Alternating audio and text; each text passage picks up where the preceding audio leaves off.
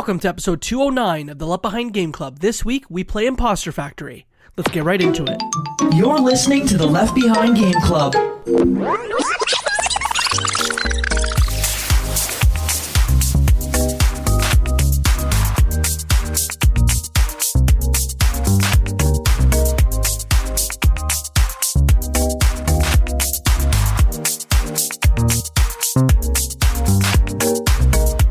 Welcome to the Left Behind Game Club, our never-ending attempt to make sure that no game is left behind. I'm your host, Jacob McCourt, and today I have one friend with me.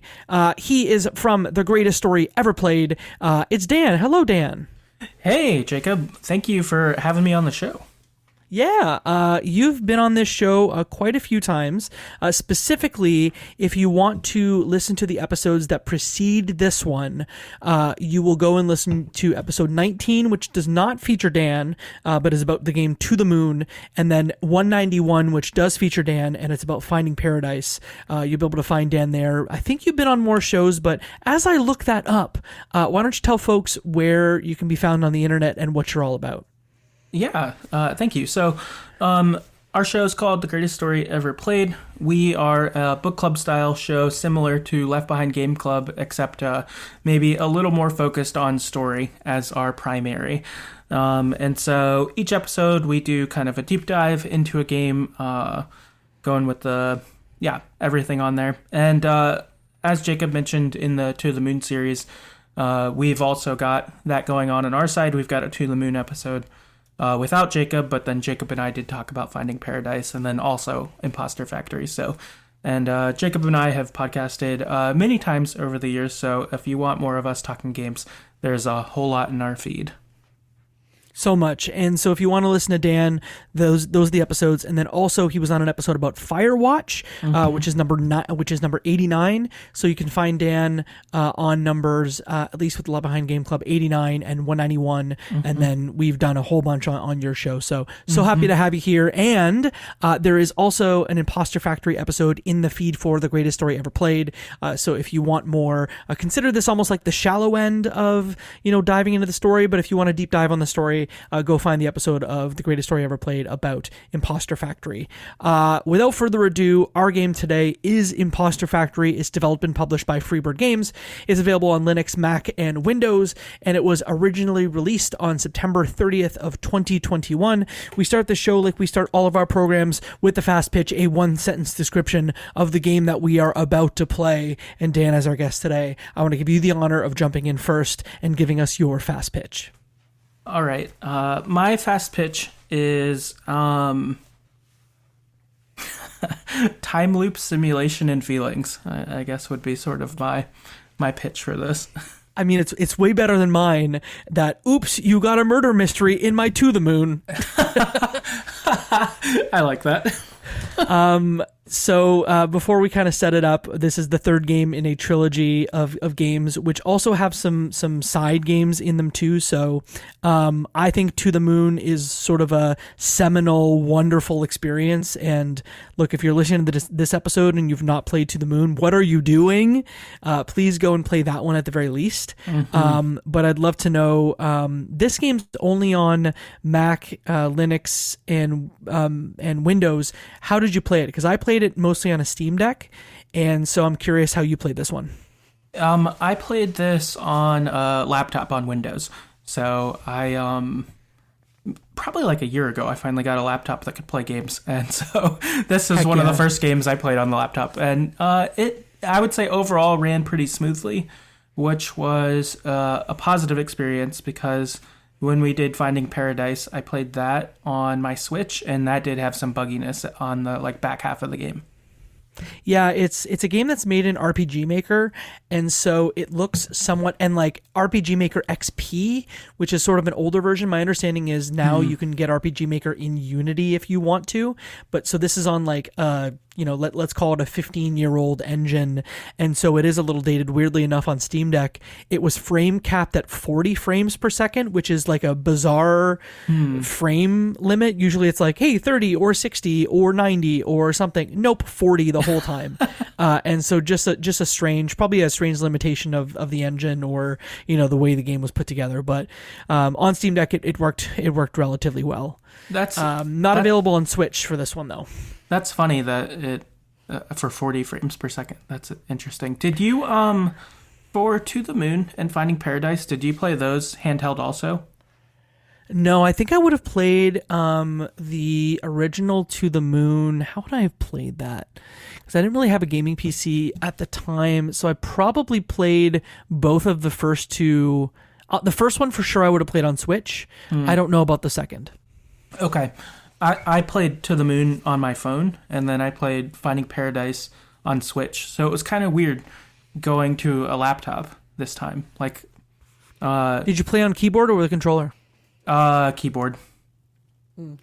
Which also, as someone who doesn't really do that much, it felt a little strange. But these games to me do feel like they should be on a small screen, like laying on my couch. So that was a little different.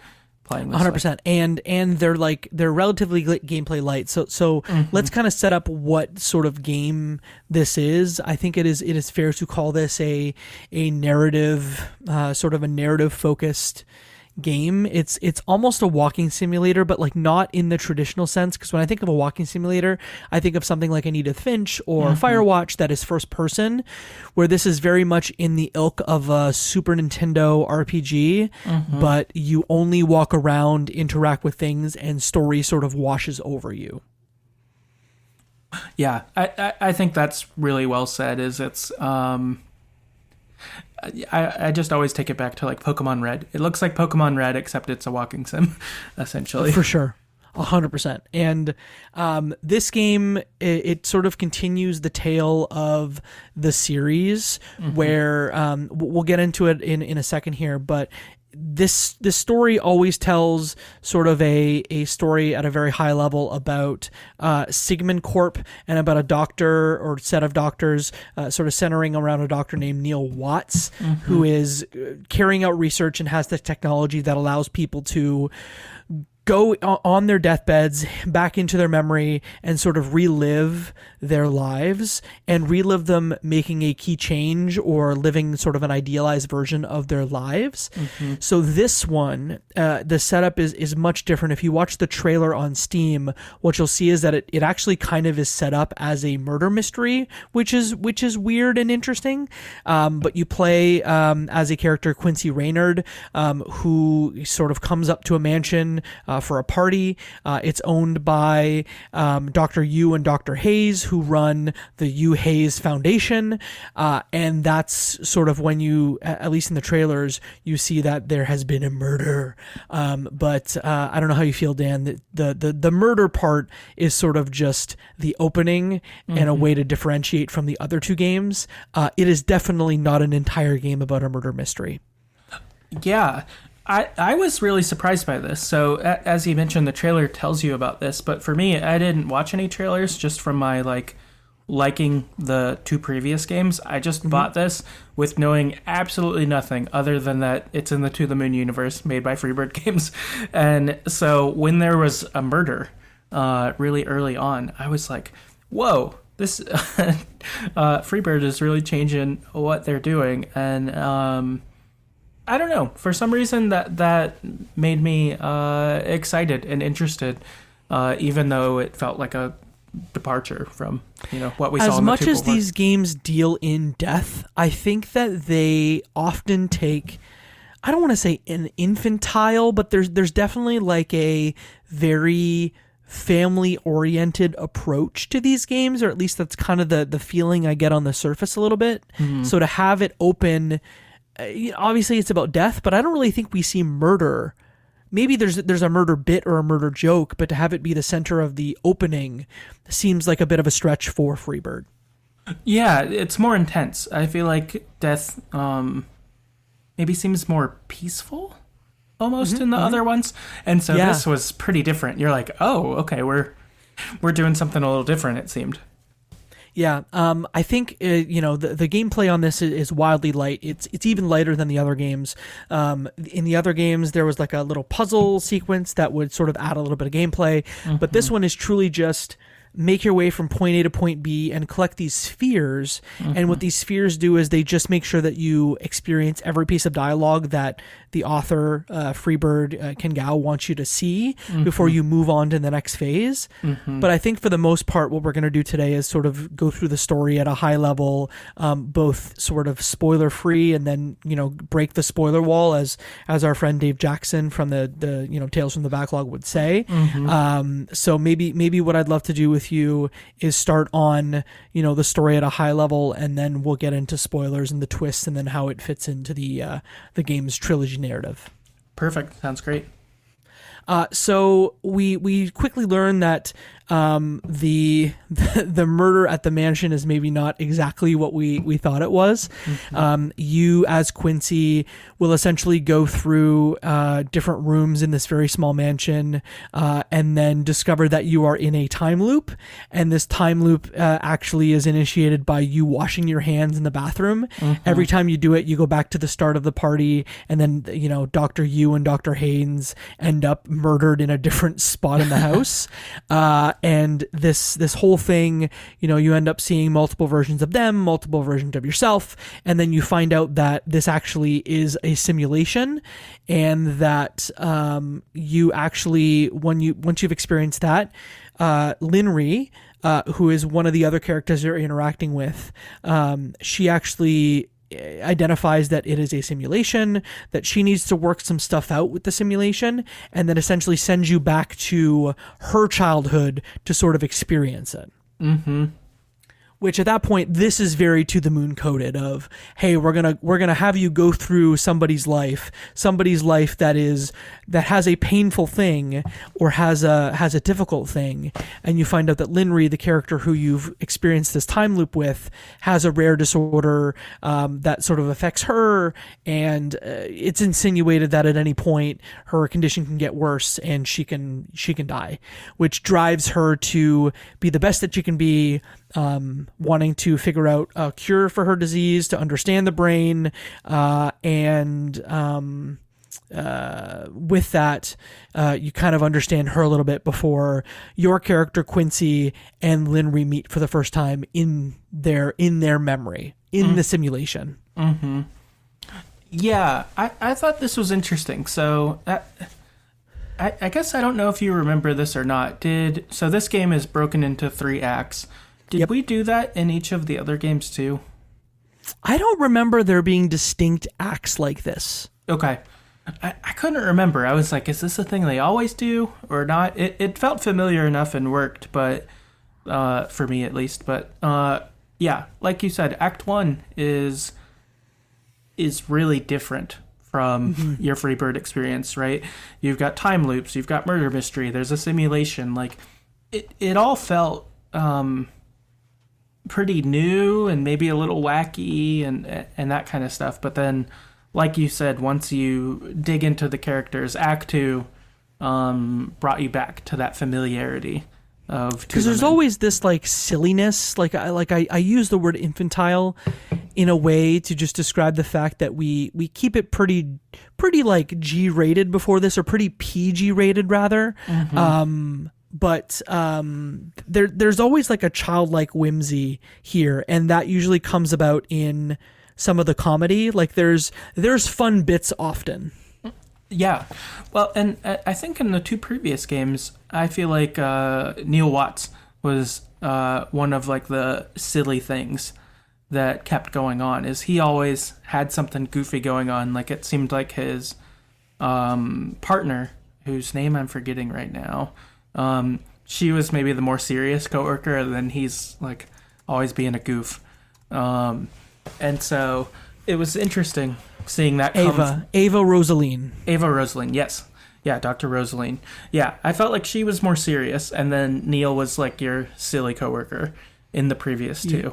And even though he very clearly is orchestrating something like that probably requires genius level intelligence. Right, yeah, for sure. It was like he was always a smart guy. He's just a lovable goof. Yeah, but still a goof, for sure. And so, I think that was kind of interesting, is that I felt like in the other 2, if I'm remembering right, the situations are serious and Neil's sort of the silly thing in that. And so this one was a little different in that the situation in the first one, as you learn more, is kind of silly because of the murder mystery and time loops and stuff before you get pushed into the heaviness that was familiar from the other games. Yeah, very familiar. It's when we go through it quickly, you're going to think that, hey, am I playing To the Moon again? But essentially, you have Linry and Quincy who sort of have a meet cute in the library. He's a liberal arts student. She's studying neuroscience. They hit it off. She's like, I got to be focused on my studies. And he's like, why don't we go see the world? And despite their differences, they start to date, have this very cute moment. The thing I failed to mention is this section opens with a lavender field, which is very significant to Linry and her childhood and her memory. Just a beautiful pastiche that they put together. But they have this very cute moment where Linry, says, hey, I can't go around the world with you. So Quincy decides to make her a date with broom handles and pillows of just some of the most famous landmarks across the world, the pyramids, the Eiffel Tower, etc. She gets a job. They move in together. They then sort of learn what it's like to live with someone and how, with her work getting busy, how that can affect their relationship. Everything sort of culminates when Linry has to give a demo at work that, she ends up working late the last night. She sleeps in, she misses the demo. The demo, she works for Dr. Yu and Dr. Haynes, who we mentioned at the front, for the Yu Haynes Foundation, I believe is what that is called, the Yu Haynes Foundation. But someone during this demonstration dies. And that is sort of a moment where she then questions everything. Yeah, this was big, being such a dedicated person to her work. And then when her coworker dies, it's this realization of, I could die at any moment, not just because of my genetic disorder, but death is available all around. This was supposed to be me doing this demonstration, and I didn't die. Which made her wonder, what am I really living for? Am I living for the right thing? And so this has her instead dive into that relationship with Quincy and go see the world like he'd been hoping to show her someday, maybe. They finally see the world, and, you get this beautiful montage of them going around the world.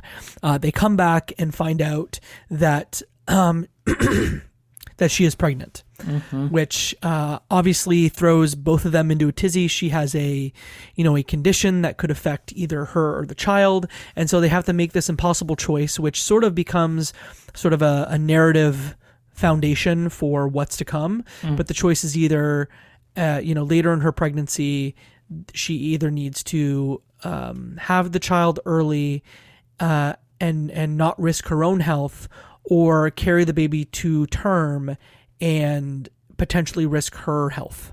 So it's a decision that the two of them have to make together. And it's one, at least in this section of the game, where they decide to, have the baby then and there, so that Linry can get the treatment she needs. And so they have the baby early. He has complications which make his life difficult. The baby's name is Tobias.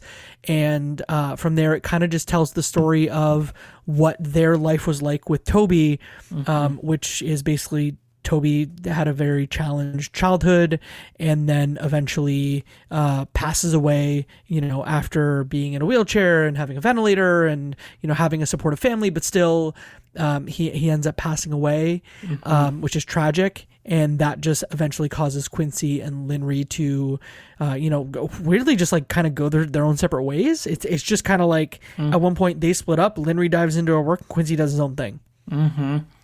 Yeah, this for me like really worked and hit it. Like for To the Moon and Finding Paradise both like got me in my feelings when I played them.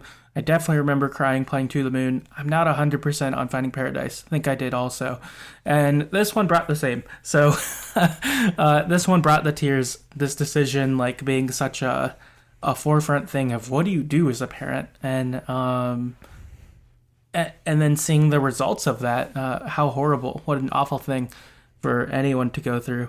And I don't know. That really worked. And I think for me, a big judgment on, especially like a walking sim style game, like if a game is choosing to like downplay the gameplay to then emphasize something like story or emotional impact or something like that, like it's really got to work. And thankfully for me, this worked. I was bought into the relationship. The meet cute stuff worked, and so then when the pain came here, I felt it, and I was playing my laptop in my bed crying. It was great. It worked. I loved To the Moon. I loved most of Finding Paradise, but felt that the ending sequence stuff was like brutal. And I do distinctly remember crying for both To the Moon and then crying for Finding Paradise. I think even on either your podcast or this podcast. But I don't know if it's just like very well-worn territory, but I didn't cry on this one. I think it's because I kind of knew what to expect, is that, you know, I'm going to come into a game from Freebird and they're just going to try and punch my guts and my heart. And so maybe I was just ready for it here, and that's why I didn't. Like, obviously I think it's a, you know, it's a well done, it's a well told story. It's just it's well worn territory that I kind of was already used to, and so I feel like I'm getting diminishing returns on this one compared to the others. Yeah, totally makes sense. Then this is kind of when I'm going to drop the spoiler wall here. So if you don't want sort of the end of Impostor Factory to be spoiled, then I would encourage you to play the game, or at least maybe watch a playthrough, come back here, and then we will then talk about the present, and then talk about sort of the ending of this game. So there's your warning. Here we come. Quincy then gets to understand that there's maybe an issue with the machine that they're using, and that actually this simulation that they're a part of is a simulation that sits on other levels of simulation. But there's a like a true like core simulation that all the others sit on top of, and that they would like, or at least Linry would like Quincy to experience that. Is that, did I summarize that correctly? Yeah. This thing goes real sci-fi. It does. Yeah, it does go real sci-fi. I think you hit it well. It's essentially the errors, the murders and stuff are the representation of the bugs, because they're just putting like a simulation on top of a simulation ad nauseum. And so it's created a real mess. And so one detail I forgot there is Faye, who is actually a character from Finding Paradise, is almost then introduced as sort of the steward of these simulations, where Linry is obviously core to the simulations themselves, but there's almost like a, you know, like an oracle figure from the Matrix who is just sort of presiding over all of this, and she's the one that kind of explains the simulation over a I think the visual for the like simulation on top of a simulation thing was kind of cool, and sort of surprised me for a game built in RPG Maker. I thought, like, are they doing this outside the game, bringing it in? Because this seems like way more technical than than what they're capable of. But at that point, they Faye basically says, hey, we're going to run one final simulation. We're going to tell you exactly what happened, and this is what happens. It is the true story of what happened, which was the other choice. When Linry delays her own treatment, has the baby full term, we find out this baby, their name is Neil Watts. Yes, which was a good reveal, because when I played, I didn't recognize Faye from Finding Paradise, and I was wondering how these games would like connect to the To the Moon universe, because like Sigmund Core hasn't come up, we haven't seen anyone yet, whereas the other two, had Dr. Watts and Dr. Rosaline, and so when you get this, it's okay, this is some pre-origin story for Neil Watts. I liked kind of getting that connection, and I was thankful, although I didn't recognize Faye, I did recognize Neil Watts right away. I was like, oh, I know him. And so I did enjoy that, kind of getting to find out. It's weird, out of a 4-hour game, it took you almost like 85 to 90% of it to figure out, okay, how is this thing connected to this entire series? Oh, okay. Got it. Yeah, you are right. It was like at hour 3:30 probably. Something like that. Like it was at the very end, and then you're like, oh, like, because even before, like, they're doing stuff with the memory machine, I was like, this must relate to this somehow, but like, we didn't see it actualized. So getting Neil here was cool, and then from this, like you said, we get to see sort of the other choice, and I did like seeing what this sort of choice became of. Okay. Your son is Neil Watts, and Neil Watts grows up wanting to know his mom, and so he ends up working at Sigmund Core, who does stuff with memories and all of that. I thought that I don't know, that lined up well for me and was like, okay, cool, this gives us kind of the why. Gives us the why, and also I thought was just like a beautiful sort of end sequence where this was also, if there's a couple things that are very to the moon coded. Obviously the core story of having two people fall in love is very to the moon, but also at the end having them re-experience life in this ideal way, and it was extra beautiful here because Faye essentially lets them live out their entire life, lets Quincy and Linry live out their whole lives, and then at the end sort of meets them at a table and says, hey, so do you have a good life? And they were like, yeah, it was great. They have a glass of wine, and then that's it. It's really cool. Yeah, it's really nice, and I guess knowing like how much turmoil they'd gone through up until now, and getting to see like it can all end well as their final memory, or like it did all end well, or whatever. That's nice, and I think places like why a machine like this would exist in the first place, kind of like there's like a Sigmund Core in itself, right? There's like something that's like really sad about the idea that on your deathbed you would say, hey, I wish I would have lived my life differently. Could we have my last memories be that? Like the new version. But there's also something that's it's also kind of nice. It's weird. It's both like sad and also kind of, this was enough, or you were enough, or, you know, whatever. Like you get both, and like it's not real, but it's maybe still it doesn't good. have to be. Yeah, and is it still good? You know, like it kind of presses those a bit. The thing that we get in the epilogue, so if the credits hit, you know, we go through this life, and you know the ending is Neil receiving a music box. We get to the ending, and this sort of really unravels what happened at the end of Finding Paradise, where we finally understand the bargain that was made between Faye and Dr. Watts, where Faye is again sort of a free radical inside of his own system, and we just learned that, you know, he's working on it and maybe making some progress with respect to his computer system. Right, and that he'd gotten to, I guess maybe what we just played was him getting to experience his mom's memories like he'd hoped to. Yeah. Which is, again, I guess cool that like he was able to do that, since he didn't really get to know her since she died when he was young.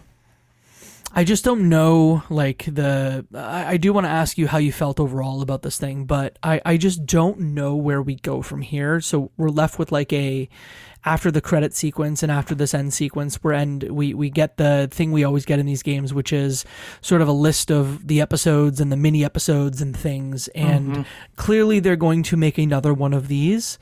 I just don't, like, I feel like we're squeezing this thing for for everything that it's got. And so I would really like the next episode to be maybe the final episode, because at this point, like Ken Gao's been working on this series since 2011. It is now 2026, so it's been 15 years of working on this series. I almost wonder at a certain point, like, will the next one be the final? I would very much like to see where this thing lands, because what if we don't get to see it, right? Because some are saying that we're getting a fourth and final. The fourth and final entry was actually the beach episode, but I don't know. I kind of feel like we still need a real conclusion here. Yeah, I'm curious what that. I wonder what they could do that would feel like it could wrap it up, because I imagine there's, like you said, I don't know that they can keep doing these. I think too, like To the Moon being the one that worked out the best, or not worked out. It was a great game, but like landed the best, probably is most critically acclaimed and liked by people. But there must be some kind of final thing they can do to close the series. I guess maybe who runs Sigmund Core? Maybe that's something of like, why have they chose to invest in this and they're like the final memory? I don't know. Or like, what is the end of Neil Watt's life? Yeah, I think that would work too. Since he's obvious, like the central character now. Which that's interesting. I didn't think of him as the central character in the previous two games. I would take the person whose memory was being impacted as the central character.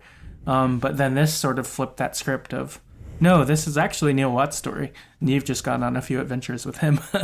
It seems like, and this is something we didn't talk about on The Greatest Story Ever Played, but it seems like Freebird now is working on the last hour epic.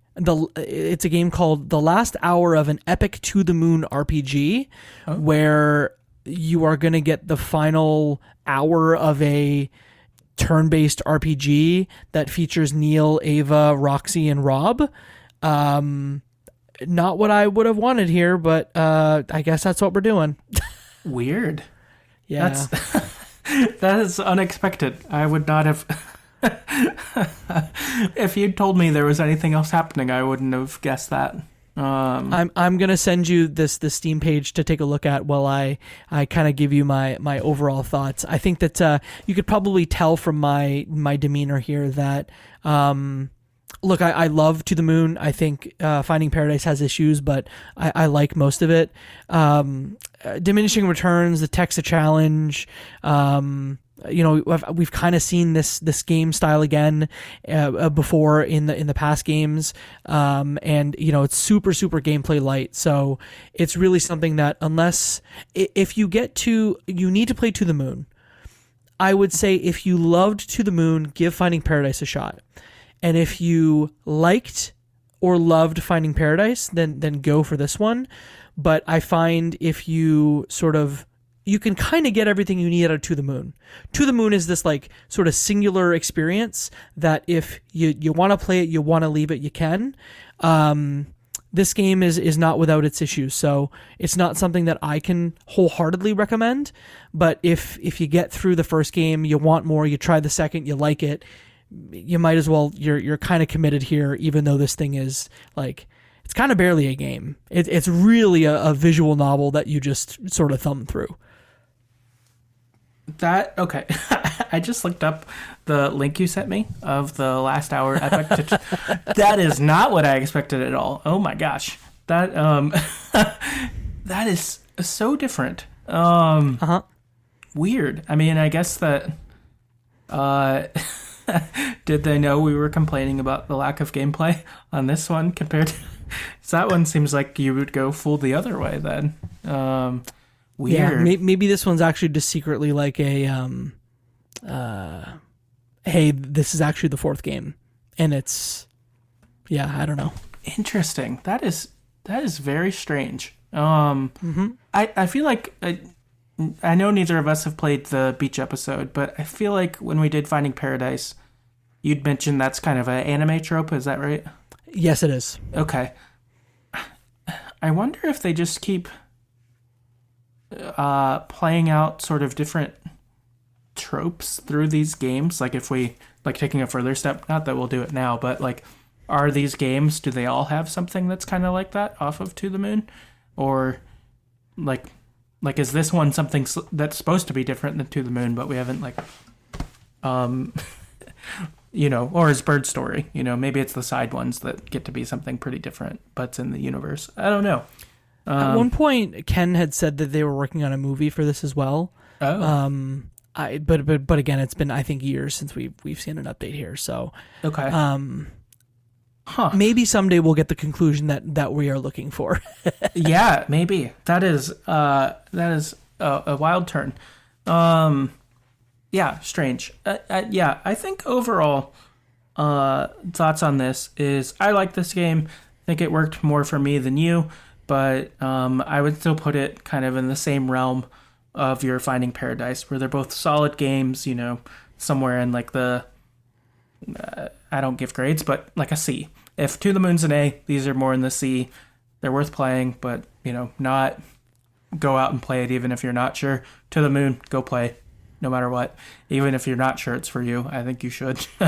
And I think overall, I guess knowing that the last one is a turn-based RPG, I will probably play everything else in the To the Moon universe eventually. I like the world. I'll probably keep playing, but they're also not something that, like, I'm going to day one and, you know, carve aside my weekend, that first weekend, to make sure I have time to play kind of thing. I think that's my overall feel, is they work for me, but they haven't grasped To the Moon's greatness. I agree with you. The last thing I'll say here before we close is I think it would be criminal if we didn't talk about Laura Shigihara's music. Yes. The music is iconic throughout. I think both in the To the Moon and Finding Paradise, but also in this one. So I think actually in this one there's a different person maybe working on music, if I'm not mistaken, but the music here is also very good.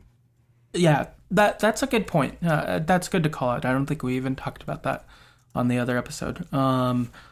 Yeah, it is good. Music is good, and I think gives you that like home feeling that To the Moon has. So I think the things that feel familiar, the music certainly aids in that and is great. Yeah, I think that if I'm just gonna revise what I said here is. I think it's Ken and Laura that worked on the music for the original game, and then the artist that I did want to mention on Impostor Factory was P Leaf, was the sort of credits theme. So great music. Mm-hmm. Yep, totally agree. Cool. Well, hey, that is our episode of the Left Behind Game Club. It is a quickie. As I mentioned, this is going to come out after Dan's episode of The Greatest Story Ever Played about Impostor Factory. So if you want to hear a little more beat by beat about the story, that is the best place to do so. So you can find The Greatest Story Ever Played on all podcast services. Just look for it and you'll find it there. Dan, thank you so much for coming on the show today. We very much appreciate having you. If folks want to find you on the internet, where's the best place they can do that? Yeah, thank you so much for having me. Always glad to come back on the show. And yeah, if people want to talk with me, they can on Blue Sky at Story Ever Pod. I'm active on there and would love to keep talking games with you. Awesome. Dan, thank you so much for coming. If folks want to listen to a different episode, do you want to give maybe a recent fave of yours that you want to shout out here? Maybe I'll do it for you. And you've got Dispatch here with the ladies from No Small Games. Yes, yeah. I talked with Emily from No Small Games about Dispatch. That was a lot of fun. We talked about everything you could in Dispatch. We talked for a long time. Also, at the end of last year, Travis from Left Behind came and we talked about Into the Breach, which is one of his favorite games, and we go in on that game. For a strategy game, turn-based strategy game that I would think we could have a short conversation on, Travis and I just gushed about the game for hours. It was great. Love it. Well, there's 2 recos for you. We'll make sure and include links to those episodes and to Dan's show in the show notes. So please go and check that out. Dan, thank you for coming on today. Yeah, thank you. So if you can do a couple of things, if you've made it this far, you can give us a follow on Blue Sky at leftbehindgameclub.bsky.social. That's where we're posting updates about the episodes that are coming next. You can join our Discord at leftbehindgame.club/discord because we're chatting about all the episodes. Dan's in there, I'm in there. There's a whole bunch of cool peeps in there. So find the chat after the show there. And if you enjoyed the show, do us 2 favors. Send it to a friend because that's how people hear about podcasts, and give it a 5-star review on your podcasting platform of choice because it really, truly does help. You can find me on the internet at jacob.bsky.social. That's where I'm posting most of my things. You can find me everywhere else at Jacob McCourt. I'm posting a lot of video about indie games lately, so you can find me on Instagram, on Twitter, Instagram, TikTok, or YouTube Shorts. That's our show for today, so shout out Mike Ruffalo, and that, my friends, is one less game left behind.